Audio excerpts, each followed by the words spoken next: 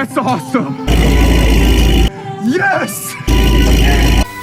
All right, guys, so welcome back. Thank you for hanging out, spending a few moments here with me. If you're new, definitely make sure you hit that subscribe button. I really do appreciate it. Now, every day on multiple platforms, whether that's YouTube, TikTok, Instagram, I get tagged in a handful of stuff. Built not bought is what peasants and broke motherfuckers say to basically hide their insecurity that someone was able to afford a high-end vehicle. One of the things that I keep coming across is that the 392, because it's not capable of high boost, is not an engine or a trim level that you really want to modify or build power with. Scat Pack owners go buy a Scat Pack and then, they buy that unboostable ass engine.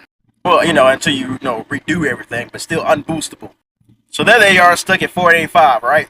Nothing really could be further from the truth. Now, you're not going to take a Scat Pack and then run 15 pounds of boost. It's just not something that you need to do, nor should you do it without dropping in some pistons, upgrading the fueling, etc. A Scat Pack does not need high boost to make it fast. And I'm going to go over how you can make a 392 insanely fast without running high boost and without spending tons and tons of money.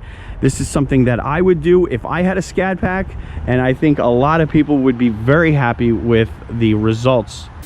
So the first upgrade that you should do is a wider wheel and some drag radials. You could do a street strip radial like a NT05R or a Mickey Thompson ET Street. That's going to make a huge difference. A lot of guys in 392s lose races because they can't get off the line. They're spinning their tires, and they're really not showing the full performance of that 392. And you'll just notice a huge difference once you're gripping. The second thing that I would do would be getting myself a custom grind cam. Mac built, who has basically a stock Scat Pack, did a cam install. And I'll tell you, the difference is huge. He went from running, low 11s, mid 11s, to then cracking into the 10s. I believe his best run was a 10.7. Hellcats on a radial are running low 11s, 11.0, 11.1, 11.2.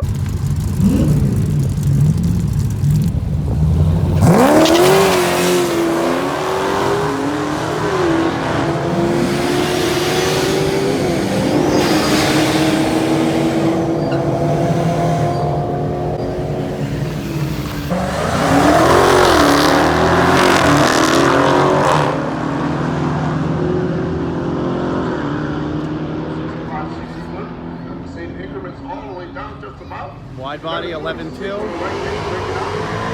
regular Hellcat 11.1. With just a cam head, drag radial, and wheel, you're now beating Hellcats, and you're probably in the neighborhood of about 480 wheel horsepower to 500 wheel horsepower. Okay, so now you're in high 10s with just those pieces that I put in place. You're not breaking the bank by any stretch of the imagination with those two. Full weight. Now, if high 10s are not enough for you, there's a handful of other routes that you can kind of take after you have that in place. You could kind of go on the bolt-on route, which is, you get yourself a Hellcat throttle body, long tube headers, and you're really going to be spending quite a bit of money, and the results are not going to be the greatest, a full exhaust, etc. Or you could just suck it up and get yourself an HP 90 transmission with a torque converter. Now you're talking a little bit more expensive, but you're kind of setting yourself up to be running 9s at that point.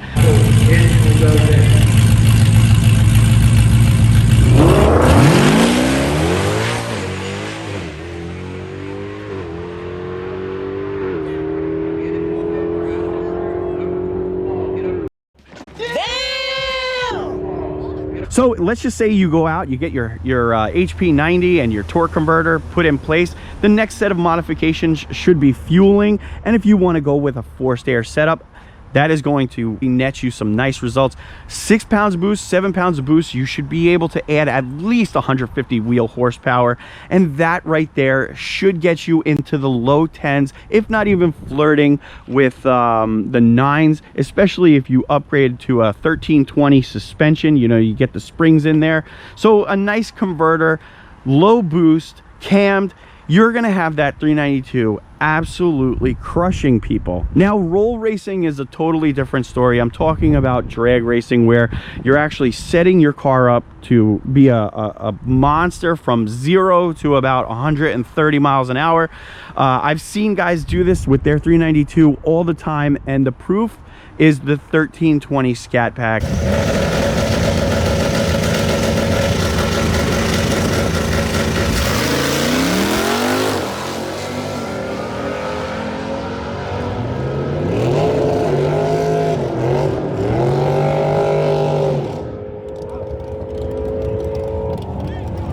I'll tell you, the limited modifications that these guys need to do in order to get to certain levels is amazing. Now, obviously, once you start adding all of what it is that I just said up, it's very expensive. But to get to the high 10s for a 392, it's really quite impressive how limited of how much money you have to spend to get to that kind of performance. It's impressive, and Mac Built is showing that right away. Now, guys, let me know what you think in the comments below. I'll tell you, I come across a lot of these guys that really just don't know what they're talking about with the 392 and getting it to certain levels. You hear people dogging the 392, and you can tell that they don't know anything about the engine. They don't know anything about the trim level. Building power is a lot of fun, and it's pretty cool having a Scat Pack beating up on, you know, Mustangs and GT500s and Corvettes and whatnot. So that's that, guys. Let me know what you think. Until the next video, I'll check you later.